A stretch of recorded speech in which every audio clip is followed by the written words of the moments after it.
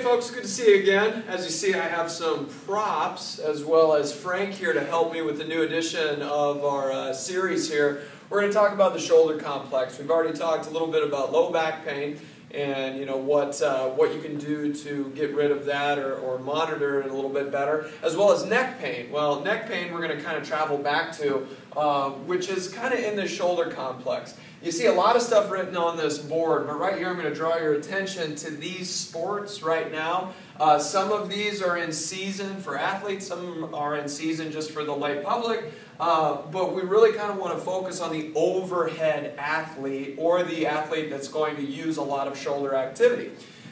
Shoulders are awesome joints, okay? We can get a ton of range of motion out of the shoulder, but because of that, it's a very vulnerable joint. So, if everything on this diagram here isn't lined up and in sync, you're going to pre-wear that shoulder and eventually get some overuse that could develop into tears and surgical intervention type things, which we absolutely want to avoid, especially if we're an athlete or even just the everyday weekend warrior. So, Frank here, from the back, we're looking at Frank and saying, okay, here's his humerus or his arm bone here. Here's the shoulder joint itself. This is your shoulder blade or your scapula. This is your rib cage. Up here's your clavicle, and then just a couple of more of your ribs. So the muscles here that we want to talk about, and if you have pain in certain areas that you might be causing your shoulder, we want to draw attention to what that really is.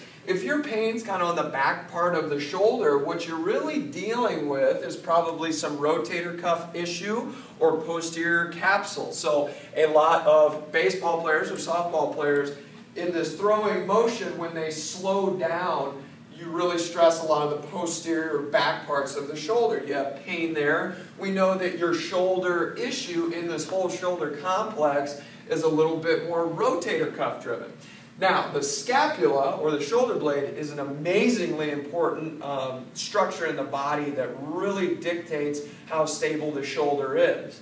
If you have pain on the inside part of the shoulder, let's say down in through here, that's more paraspinal or stabilization complex of the entire shoulder. You have pain right here. That's a major issue that needs to be addressed, because if you're an overhead athlete, this is going to lead to many things. Now, this is the latissimus dorsi. We just call it the lat for short, but it's the swimmer's muscle. A lot of swimmers will be having pain down in through here in the shoulder, just from if they're freestyle or really any type of stroke is going to get up and over, and a lot of pull down to kind of create that forced propulsion through the water. So the lat is a generator for a lot of shoulder issues as well. Predominantly in swimmers, but it comes up in a lot of people as well. And then the neck itself. If you're having a little bit higher shoulder pain, we talked about how the neck is a complex, how everything's attached. You could have pain up and through here that's filtering down into the shoulder. We see that there's a whole lot of different areas that can be called shoulder pain. The important part is that if you're getting these treated, or if you don't know what's going on, that whoever's treating them or whoever's taking care of you is explaining exactly what's going on. They have it accurately diagnosed, and they have a great plan to get you back where you need to be, and it all has to do with balancing out these components. Now that was the back of Frank. Now that's only 50% of what's going on. We'll look at Frank from the front and we see, okay, we have bicep here, we have deltoid or the anterior capsule, we have the pecs, and we also have the scalenes, which are small muscles in the front part of the neck. This is going to be more for, again, baseball and a little bit of golf, but definitely for your football players, having that dislocation. Okay, obviously if you're a linebacker, if you're a defensive player at all, any type of dislocation of that shoulder is going to be, your season's over and it's done with. We want to make sure that you're not set up to have that dislocation. So the idea is, again, to be able to balance pecs, to be able to balance deltoids, balance the front and the back, so we don't run into any issues at the front part of the shoulder here with Frank or with you.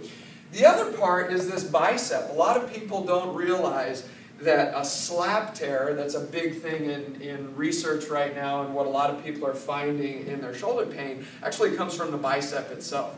We're too anterior loaded here, so whenever we do anything through the shoulder, we're totally overstressing the bicep, totally overstressing the front part of the chest, putting ourselves in a bad mechanic, especially for these throwing athletes. When they slow that motion down, they are going to have a lot of stress into this shoulder. So pretty much for the entire shoulder complex, what's important to understand is shoulder pain isn't just a plain Jane thing. It's incredibly complicated, which is why we don't call it shoulder. We call it this entire complex, because actually it gets from the ground all the way up, but really front, back, many different areas that could be affected. You need to know exactly what you're doing, and the diagnosis that you're working with, you need to understand that as well. We do that here, and we'd love to help you.